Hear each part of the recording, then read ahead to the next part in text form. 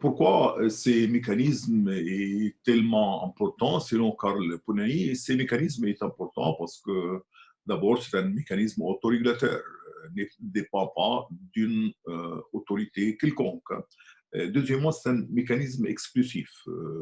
On va voir que pour l'accès aux biens et aux services dans l'histoire de l'humanité, il y avait d'autres mécanismes, il y avait d'autres arrangements.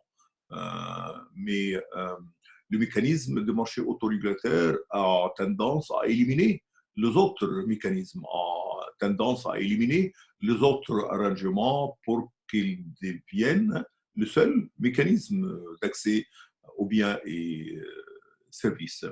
Et, et à cause de son autonomie, peut-être il y a des avantages.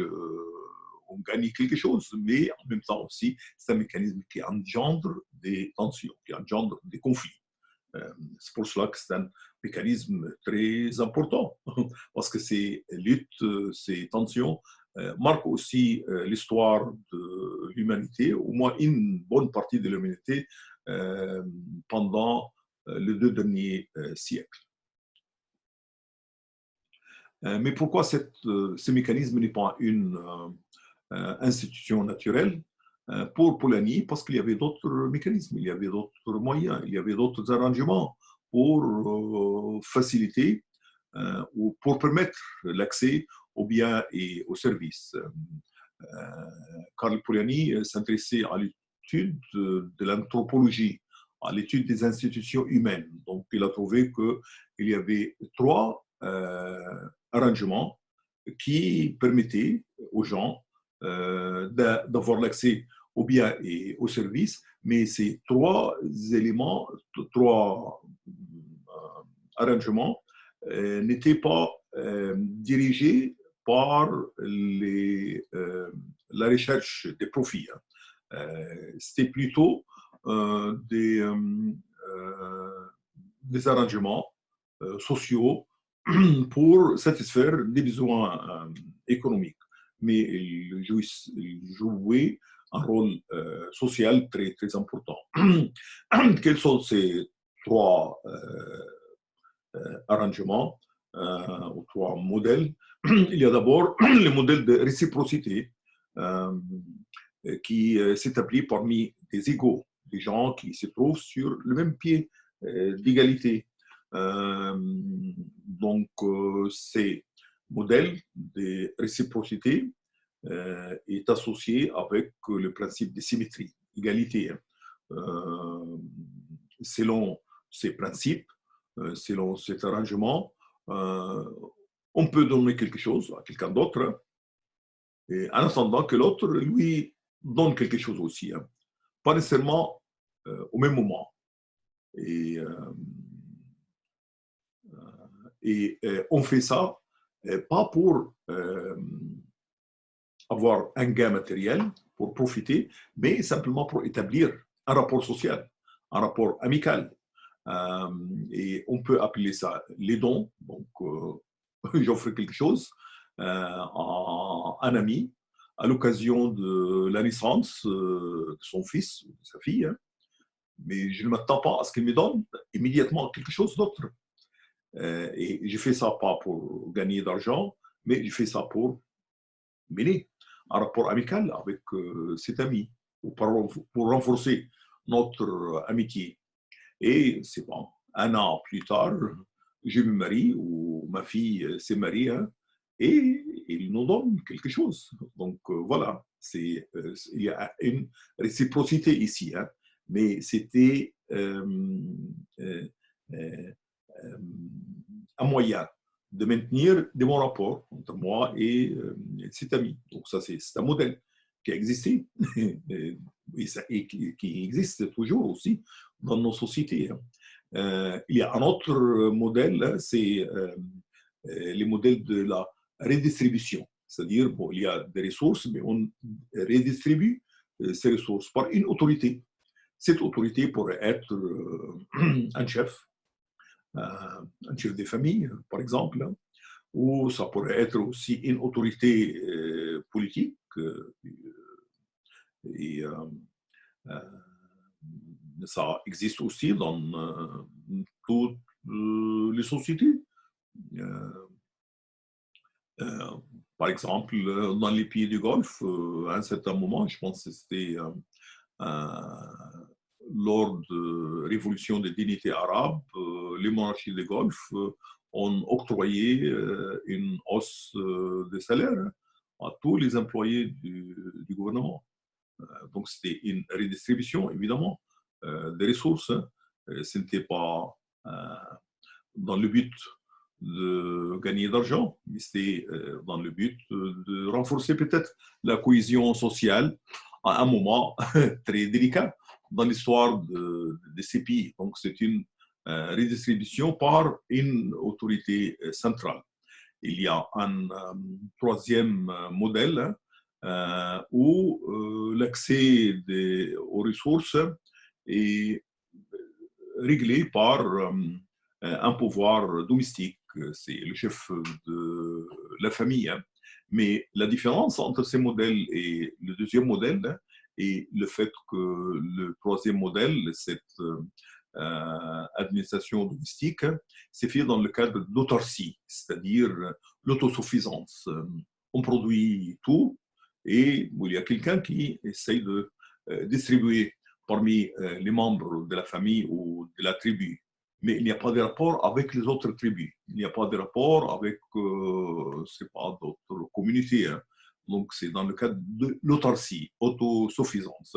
Voilà, ces trois modèles montrent qu'il y a des moyens d'accès aux ressources sans que les mobiles de cet accès aient de gagner d'argent, faire des profits. Le quatrième modèle, c'est l'échange dans le marché et dans le but d'accroître la richesse, de chercher un profit. Hein. Et ça pourrait se faire hein, par les trocs. Le troc, c'est-à-dire on donne quelque chose et puis on reçoit quelque chose dans la même valeur. La notion de valeur très importante ici. Hein. Et c'est dans le but de faire un profit. Ou bien par l'argent. Je vends quelque chose, j'obtiens de l'argent. Et avec l'argent, je pourrais obtenir ce que je veux. Donc, bon, le quatrième modèle hein, vise à faire des profits. Hein. Donc, ce n'est pas pour mener un rapport amical, mais c'est pour, peut-être je ne connais pas, le type à qui je donne, je vends quelque chose. Hein. Bon, ce n'est pas important. Aussi longtemps qu'il me donne quelque chose qui vaut les coûts de ce que j'ai fait. Voilà. Donc, il y a 4 modèles. Il n'y a pas un seul modèle. Hein. Mais ces derniers modèles ont cette capacité de faciliter les échanges. Il a beaucoup d'avantages. J'en parlerai. Hein. Mais il faut aussi souligner, selon Karl Polanyi, hein, que ces quatrième modèles qu'on appelle le marché autorégulateur, on va expliquer, a été précédé par le commerce. Donc le commerce a précédé l'émergence d'un mécanisme autorégulateur qu'on appelle le marché. Il y avait toutes sortes de commerces. Il y avait le commerce local, dans un village, dans un quartier de la ville. Et puis, il y avait aussi le commerce intérieur, à l'intérieur d'une certaine région, ou même à l'intérieur d'un État. Et dans ces cas aussi, ces activités ne visaient pas un profit. Hein. Et puis, il y avait le commerce extérieur avec d'autres pays. Mais autrefois, le commerce extérieur n'impliquait pas les mêmes biens qu'on utilisait dans la vie quotidienne. Bon, c'est-à-dire l'objet du commerce extérieur, c'était d'avoir l'accès à quelque chose qui ne se trouve pas facilement, qui ne se trouve même pas dans le pays. Les Égyptiens cherchaient peut-être le bois dans les pays d'Afrique. Les Phéniciens cherchaient, je ne sais pas quoi, dans des pays d'Asie, ou même on dit qu'ils sont allés en Amérique. Et Marco Polo est allé en Asie, en Extrême-Orient, pour chercher des épices qui ne se trouvaient pas en Europe. Les colonialistes s'engageaient aussi dans une sorte de commerce avec les peuples africains pour des produits qui ne se trouvaient pas en Europe. Donc, c'était le commerce extérieur. Voilà. Mais ces mécanismes de marché autorégulateur visent, je m'excuse, je suis assez tard, le mécanisme autorégulateur de marché a certains avantages. Hein. Il facilite les échanges, évidemment. C'est beaucoup plus facile d'échanger des biens et des services bon, selon des règles qui sont autonomes. On dit qu'ils sont autonomes, qui ne sont pas subordonnés à l'autorité du gouvernement. Et ça donne plus de liberté. Hein. Je ne dois pas produire quelque chose qui sera apprécié par une personne spécifique. Mais je produis quelque chose et je cherche qui pourrait acheter ces choses. Et je ne dois pas trouver quelqu'un qui me donne un échange, quelque chose qui satisferait mes besoins. Non, je pourrais vendre ce que j'ai et puis j'attends. Peut-être que je n'ai pas besoin d'acheter quoi que ce soit maintenant. Ou peut-être j'ai besoin d'acheter quelque chose qui ne se trouve pas chez mon voisin, chez les gens que je connais. Hein. Donc, le mécanisme de marché me donne la liberté d'échanger ce que j'ai, ou peut-être d'acheter. Simplement, je ne produis pas quelque chose, hein, mais j'ai de l'argent.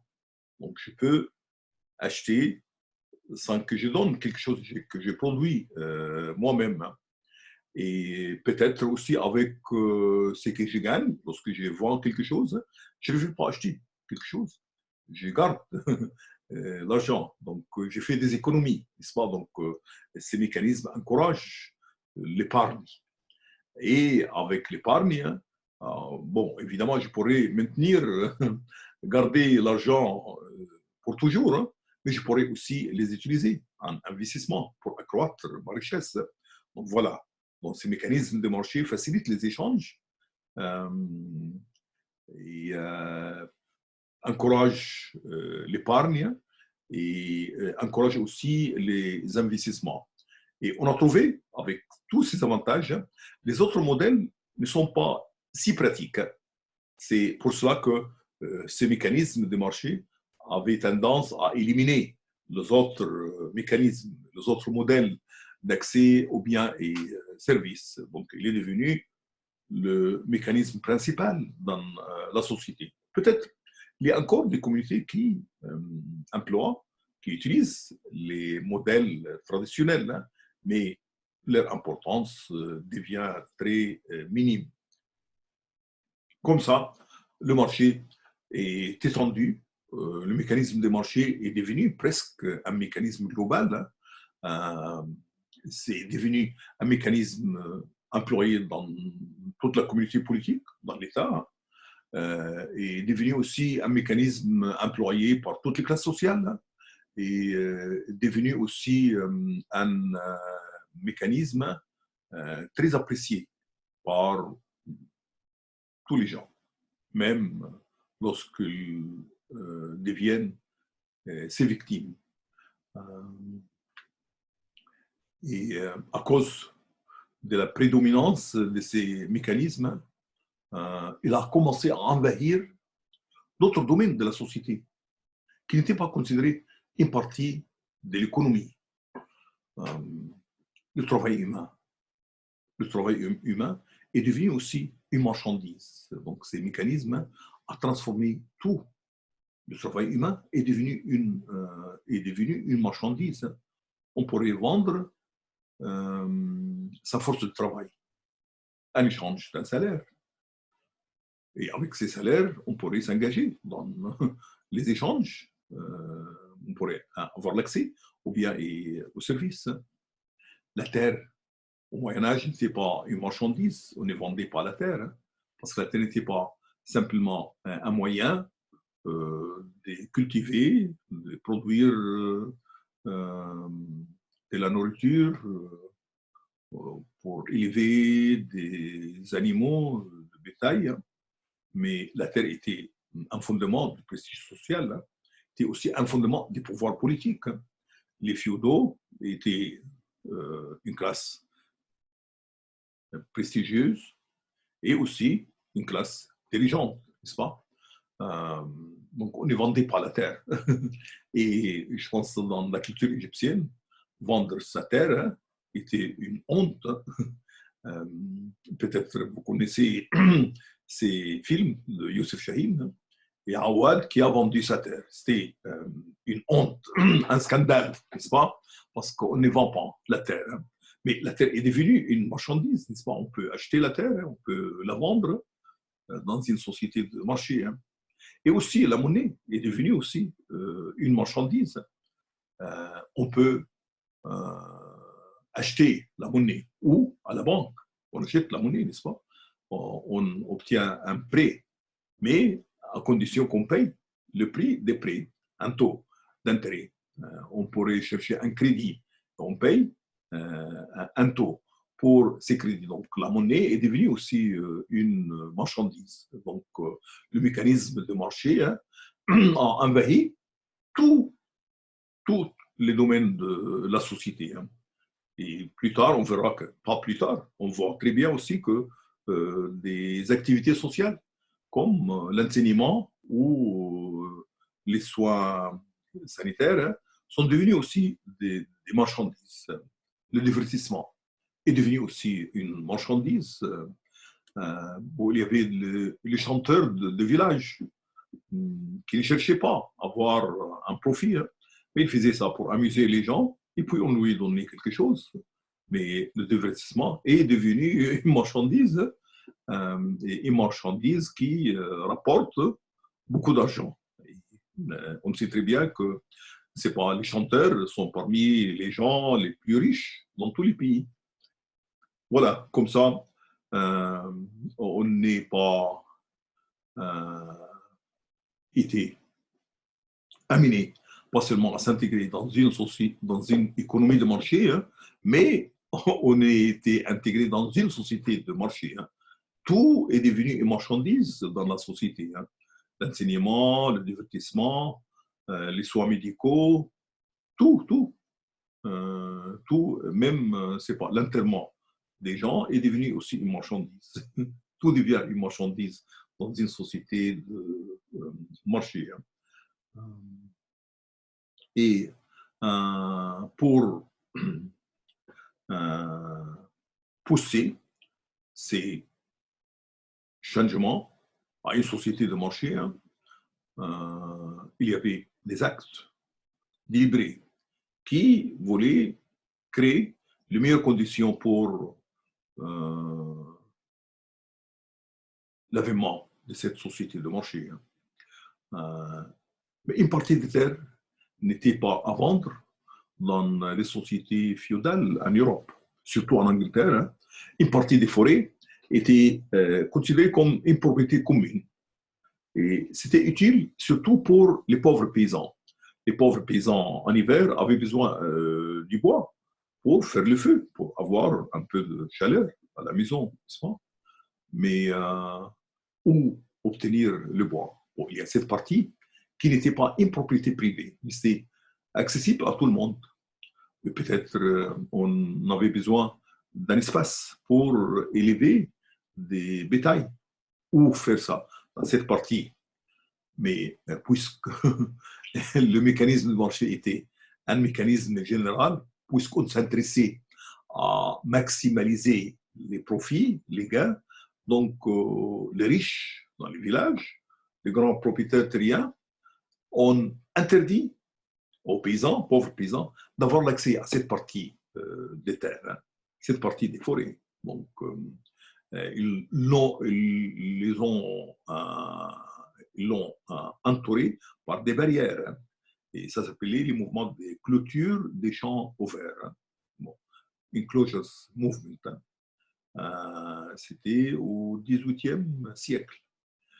Et puis, pour pousser les pauvres à chercher du travail, hein, dans la société féodale, il y avait certaines institutions sociales qui offraient aux pauvres de la nourriture, peut-être, je ne sais pas, peut-être des vêtements. Il y avait des lois. Donc, si on pouvait trouver de la nourriture comme ça, par charité, hein, on ne devait pas chercher un travail. Donc, on a aboli ces systèmes qui s'appelaient Stevenham Land Law. Donc, où les lois, les droits des pauvres. Donc, on a aboli ces lois. Comme ça, les pauvres n'avaient pas d'autres moyens pour survivre, sauf le travail. Ils devaient travailler. Donc, le travail, comme vous le savez, comme on saura peut-être, mais je pense peut-être que vous le savez déjà, hein, était très pénible dans les premières décennies de la révolution industrielle. Donc, on n'acceptait pas facilement le travail, mais on était obligé, même les enfants et les femmes devaient travailler parce qu'il n'y avait pas autre moyen pour obtenir la nourriture. Comme ça, la société est devenue une société de marché.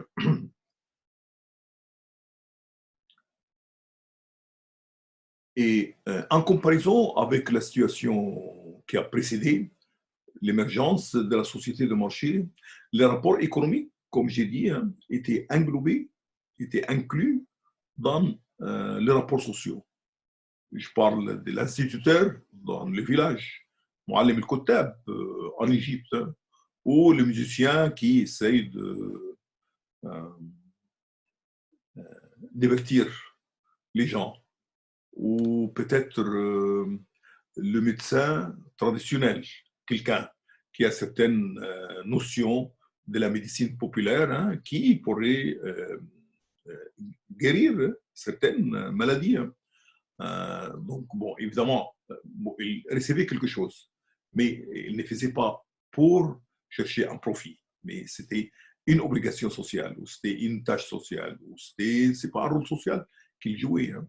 La même chose aussi pour le musicien de village, ou celui qui a l'aragosse. Donc, l'aragosse, bon, qui est une sorte de marionnette, hein, était une activité sociale pour, c'est pas, offrir joie, un moment de bonheur aux enfants et aux adultes aussi. Hein. Mais c'était une activité sociale, c'était une activité qui visait à faire un profit. Hein. Donc, ça, c'était le cas dans la société traditionnelle. Mais dans la société de marché, hein, même les activités qui étaient précédemment considérées comme des activités sociales sont devenues en fait des activités économiques. Et on mesurait tout par les critères économiques. Donc, comme je dis, l'enseignement, la santé, le divertissement, tout devient une marchandise. Comme ça, vous verrez ça dans les diapositives. Auparavant, l'économie était entourée par la société. On faisait partie d'un cadre social global. Hein. Mais après l'avènement de la société de marché, c'était la société qui faisait partie de l'économie. C'est-à-dire les rapports sociaux sont mesurés, sont vus, sont considérés comme des rapports économiques. Quelles sont les conséquences?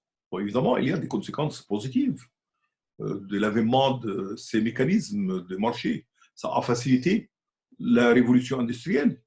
sans qu'il y ait un marché du travail, hein, sans qu'il y ait un marché des terres, hein, sans qu'il y ait un marché des monnaies, hein, la révolution industrielle n'aurait pas eu lieu.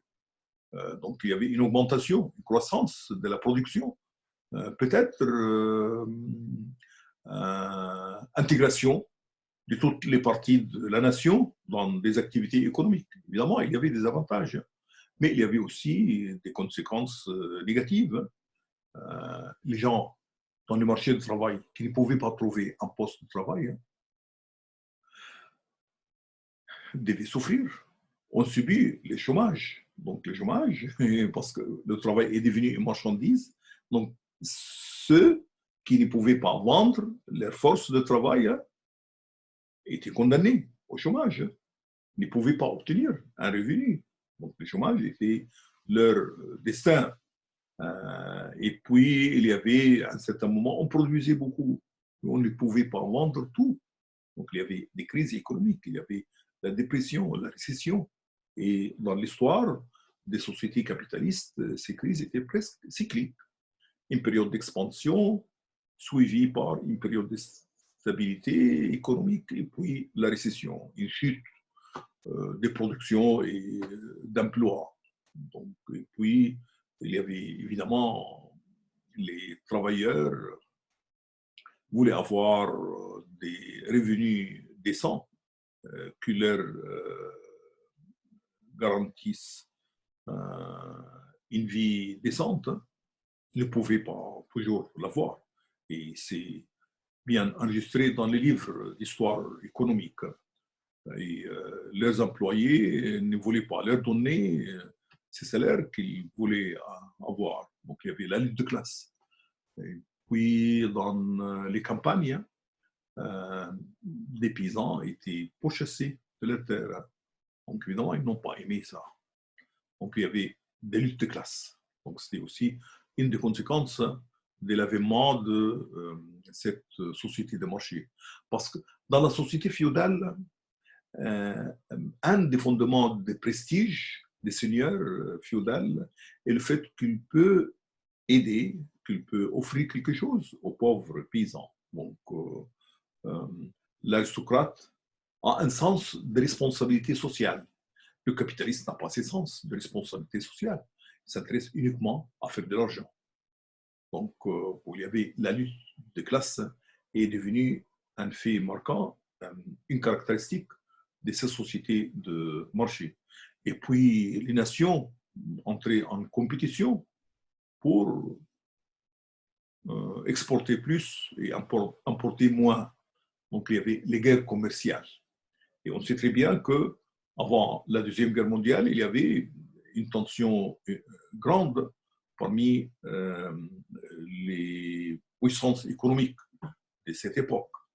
Il y avait des négociations pour calmer ces tensions, ces négociations. L'Allemagne, le Japon, la France, la Grande-Bretagne, les États-Unis étaient impliqués dans ces négociations. Ces négociations n'ont pas résolu ces tensions. Donc, il y avait les guerres commerciales. On voit aussi maintenant, il y a une guerre commerciale entre les États-Unis et la Chine. Chaque pays essaye de gagner le plus de son commerce extérieur. Et évidemment, il y a des pays qui gagnent plus par rapport aux autres pays. On voit maintenant que les États-Unis se plaignent que dans le commerce avec la Chine a obtenu un excédent considérable. Et cela provoque évidemment des tensions entre ces deux pays. D'un point plus général, il y avait les réactions à l'émergence de cette société de marché. On pourrait les diviser en plusieurs sortes de réactions. Il y avait les réactions des mouvements sociaux. Donc, les ouvriers, les paysans, les hommes d'affaires s'est mobilisés pour améliorer les fonctionnements de ces mécanismes. Donc, les ouvriers ont lancé des grèves, ont constitué des syndicats pour chercher des meilleures conditions de travail, améliorer leur salaire avec les employeurs. Les paysans essayaient aussi de se protéger contre les importations bon marché d'autres pays. Donc, ils voulaient que le gouvernement impose des tarifs douaniers élevés sur les importations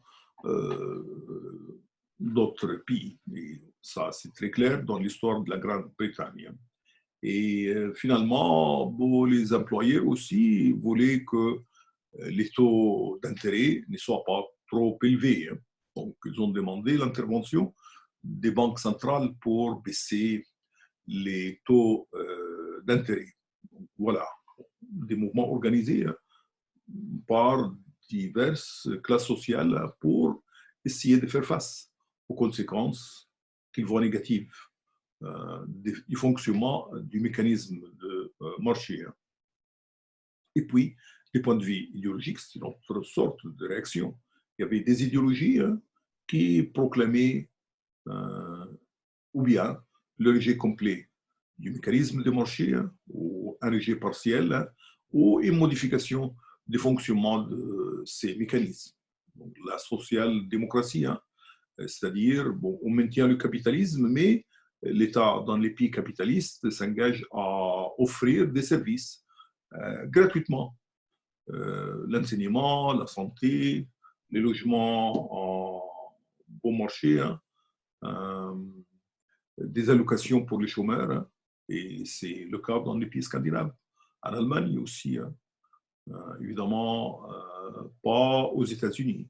Donc, l'État-providence, c'est une réponse au fonctionnement du mécanisme de marché.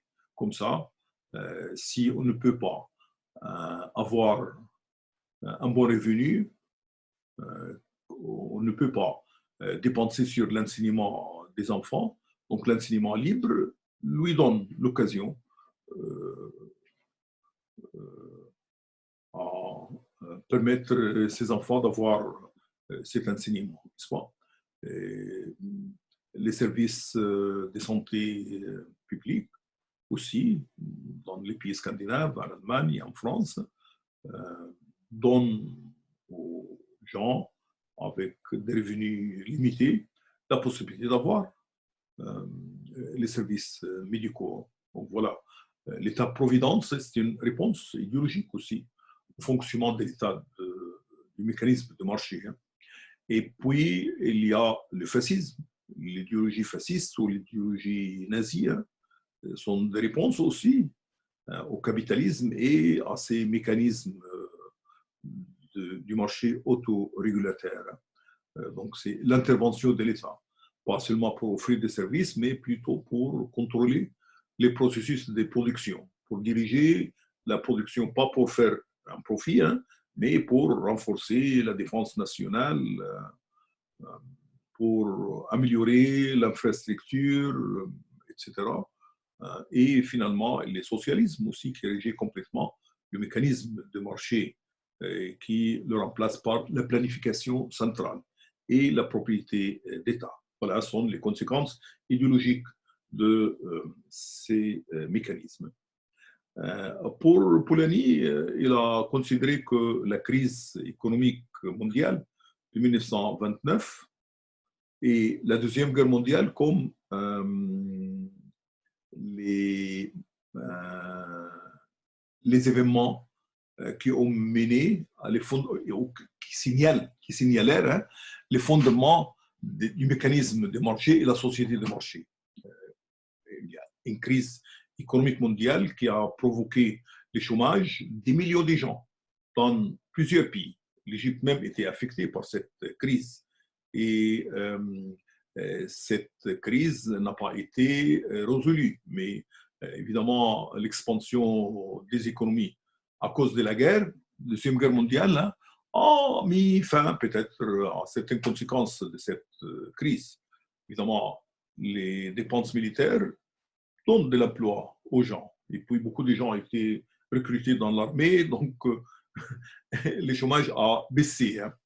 Mais évidemment, c'est un échec. C'est pour cela qu'après la Deuxième Guerre mondiale, même pendant la Deuxième Guerre mondiale, il y avait des négociations parmi des économistes américains et britanniques pour envisager un autre ordre économique international qui minimise les possibilités, les tensions entre les États et à l'intérieur des États. Parce que la montée du nazisme en Allemagne était une des conséquences de la crise économique qui a provoqué le chômage de millions d'Allemands.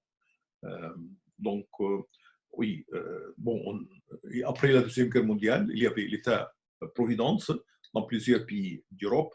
Il y avait aussi le socialisme dans plusieurs pays en Europe et en Asie de l'Est. La Chine, le Vietnam, la Corée, etc. Donc, c'est l'effondrement de mécanismes autorégulateurs de marché. Est-ce que Polanyi nous offre une alternative? Oui. Bon, il n'accepte ni le capitalisme avec son mécanisme autorégulateur de marché, ni le socialisme qui élimine complètement le marché. Il reconnaît quand même qu'il y a certains avantages dans le mécanisme de marché. Donc, il propose ce qu'on appelle un socialisme pluriel ou une organisation plurielle de l'économie. Il y a une partie, il maintient où il préfère maintenir une partie de l'économie qui est régie par le mécanisme de marché. Mais à côté de ça, il y a la distribution étatique, il y a un rôle de l'État. L'État aussi s'occupe peut-être d'offrir les services, n'est-ce pas, comme dans l'État-providence. Et à côté de cela, il y a les modèles traditionnels. Mais ces modèles traditionnels ne seront pas ou ne seraient pas réalisés par des tribus, des associations traditionnelles, mais par les associations. Donc, les associations s'engagent à offrir des services à leurs membres. On voit très bien en Égypte, certains syndicats s'engagent à offrir des logements à leurs membres, leurs facilités, acheter des voitures, etc. Donc, il y a cette partie notionnelle, associationniste dans l'économie, à côté du rôle d'État et la partie réglée par le marché. Donc, voilà l'idée que Karl Polanyi propose comme un alternatif au mécanisme de marché et la société capitaliste. Maintenant, est-ce que cette analyse est une analyse pertinente? Cette analyse qui a été proposée il y a 80 ans, est-ce qu'elle est encore pertinente? On sait très bien que les Fonds monétaires internationaux conseillent aux pays en difficulté économique d'élargir les domaines du mécanisme de marché. Il propose limiter l'intervention de l'État. Donc, lorsque l'État intervient, il modifie le fonctionnement du mécanisme de marché, n'est-ce pas? L'État intervient pour offrir des services bon marché aux citoyens, pour offrir des subventions alimentaires, pour réduire le prix d'essence, n'est-ce pas? Donc, les fonds monétaires internationaux préfèrent que tout sera vendu à ses coûts réels, n'est-ce pas? Donc, ils préfèrent laisser tout au mécanisme de marché, ou bien peut-être limiter l'intervention de l'État. Donc, ça, c'est que le Fonds monétaire international propose. On sait très bien que lorsque des gouvernements essayent de mettre en œuvre les recommandations du Fonds monétaire international, il y a des révoltes populaires. En Égypte, le gouvernement égyptien a annoncé son intention d'appliquer, de réaliser les recommandations du Fonds monétaire international en janvier 1977, et cela a provoqué, même déclaré l'intention, a provoqué une révolte partout dans le pays, et il a dû abandonner cette intention. On sait très bien aussi que les derniers accords entre l'Égypte et le Fonds monétaire international en 2017 a provoqué la chute de 32% des Égyptiens sous le seuil de pauvreté. Donc, voilà. Mais on espère que peut-être après quelques années, la situation économique s'améliorera et il y aurait moins de pauvres, moins de chômeurs en Égypte, dans les autres pays aussi, qui adoptent les conseils du Fonds monétaire international. Donc voilà, il y a encore des gens qui croient que le mécanisme de marché a cette magie de régler tout dans l'économie sans l'intervention de l'État. Donc c'est une analyse encore très pertinente.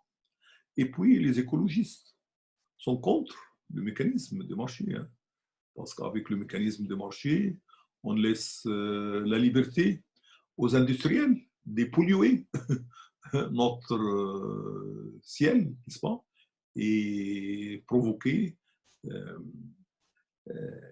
le changement climatique dans le monde, n'est-ce pas? Donc, les écologistes préconisent des limitations des activités économiques pour assurer la survie de l'humanité. Hein. Donc, les idées de Polanyi sont encore très pertinentes. Voilà. Bon, quelques idées pour un débat, si on aura l'occasion. Bon, quelle est la pertinence de cette œuvre de Karl Polanyi, hein? Est-ce que la croyance dans le mécanisme de marché est bien fondée, hein? On appelle ça le fétichisme du marché. Hein? Et quels sont les problèmes provoqués par la transformation du travail, la terre et la monnaie en marchandises? Et est-ce que la civilisation contemporaine est encore basée sur les quatre fondements de Polanyi? Hein? Il y a des problèmes avec chacun de ces fondements. Il y a un problème avec l'État-nation. Bon, les Catalans veulent que la Catalogne devienne un État indépendant. Les Kurdes en Irak ne veulent plus faire partie de l'État de l'Irak, veulent avoir leur propre État. Et on sait très bien que les Québécois voulaient aussi avoir leur propre État. Donc l'État-nation est en face au problème des révoltes des communautés particulières au sein de ces États. Et puis, il n'y a plus un équilibre de puissance dans le système international. Peut-être c'est un système multipolaire, mais évidemment, les règles de fonctionnement de ce système international ne sont à élaborer. Il n'y a plus un équilibre des puissances. Et puis, l'étalon or a été abandonné depuis 1971 par les États-Unis. Et finalement, je pense le mécanisme de marché ne fonctionne pas dans l'état pur qui a été décrit par Polanyi. Bon, son fonctionnement a été modifié, soit par l'intervention de l'État, soit aussi par la domination dans certains domaines des grands monopoles qui fixent eux-mêmes les prix et qui contrôlent les mouvements de marché. Est-ce qu'il y a des concepts qu'il faudrait retenir de cette analyse de Karl Polanyi? Yes. Évidemment, le concept évidemment d'économie de marché, société de marché, encastrement et désencastrement, encastrement de l'économie par la société et encastrement de la société par l'économie. Hein. Et puis, les concepts, les propositions d'un marché autorégulateur, hein, et je pense sont parmi les... Et puis, la proposition que le mécanisme de marché est une institution naturelle. Voilà, je pense, les concepts et les propositions les plus importantes de cet ouvrage très important de Karl Polanyi. Voilà, j'enverrai les diapositives à Rodayna et bon, j'espère que vous aimez cette méthode d'enseignement à laquelle nous sommes obligés par, je parlais de la mondialisation. Donc, il y a plusieurs façons de subir la mondialisation. Maintenant, le commerce international a été affecté par le virus corona, mais on se plie partout dans le monde ou dans plusieurs pays la peur de ces virus. Donc, la peur de ces virus est mondiale, n'est-ce pas? Donc, c'est une manifestation de la mondialisation. Voilà. Bon, j'espère que j'ai bien expliqué.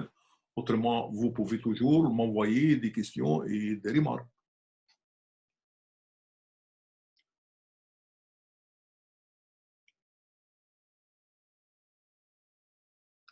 The time of the lecture, or looking at this recording whenever you can at home. We are suffering, in fact, the consequences of globalization. Globalization, as I told you, does not mean only intensity and velocity and impact of the movement of goods, services, people, news, but also intensity and velocity and impact of the movement of diseases. So the world now is suffering, one dimension of globalization. This is globalized epidemics. We are suffering, in fact, people in Egypt, in Italy, in France, in Spain, in the United States, in Gulf countries, still in China, some countries of East Asia. All of them are suffering from the impact of this COVID-19 or corona virus. Schools had to close in many countries. In France, schools, universities, cafes, restaurants, cinemas are also closed. And in Spain, people are advised not to get out into the streets. The same thing also in Italy. So the Egyptian government decided to close schools and universities. And luckily, thanks to globalization also, thanks to the global technology of communication, we can communicate together and we can share these ideas. Now, this lecture is the last of lectures on models of development in the North. You remember very well, we found out that for leaders of countries of the South to deal with the expectations of the people after independence, to enjoy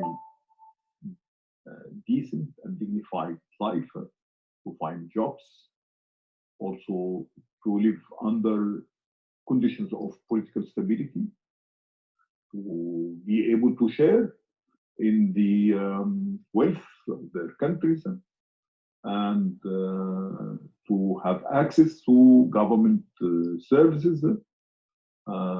Leaders of countries of the South wonder how to respond to all these expectations.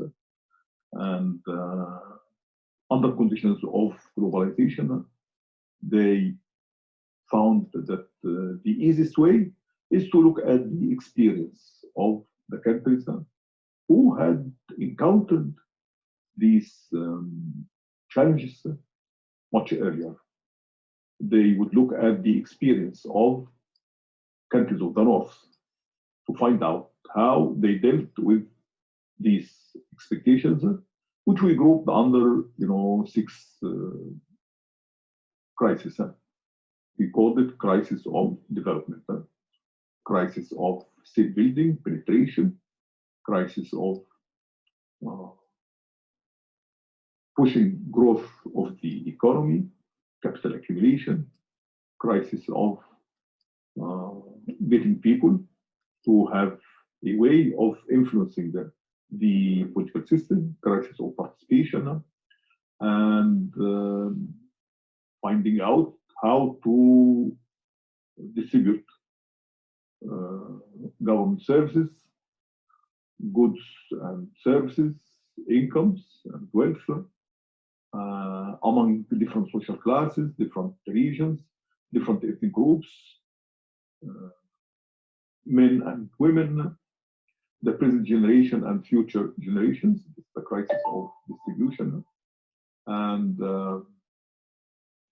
how, after all this, to get people to identify with the new political community, and how to get them to accept institutions of the government without the government having to use force in order to compel them to abide by its decisions, its laws, its regulations, its policies, etc.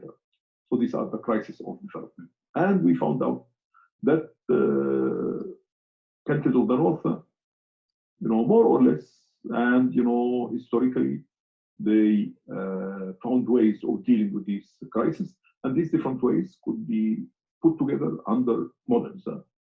When they are brought together, they constitute a model. So therefore, countries of the North have known three models of development: the liberal capitalist model, based on private property, market forces, and open political system. And this is the liberal capitalist model, which is a product of the 18th and the first half of the 19th century. Then another model, the conservative fascist model, which maintains private property, but it controls the market forces and is associated with a closed political system. This is the conservative fascist model. And the third model is a product of the 20th century. The conservative fascist model is a model of the 19th century. The socialist model is a model of the 20th century. It eliminates private property, almost, and it establishes one-party system. We have studied how the three models dealt with the 6 crises of political development. And I advised you to give grades to each model. So with respect to the liberal capitalist model, we found out that it succeeded. In fact, the 2 other models also, all of them succeeded in establishing states, strong states. In the United States, Great Britain, France, Germany, Italy, and Japan, and the Soviet Union. All of them succeeded in establishing, well-functioning states that can control all their borders, and can find a way of putting rules for all types of social activity in different domains: education, health, infrastructure, services, etc.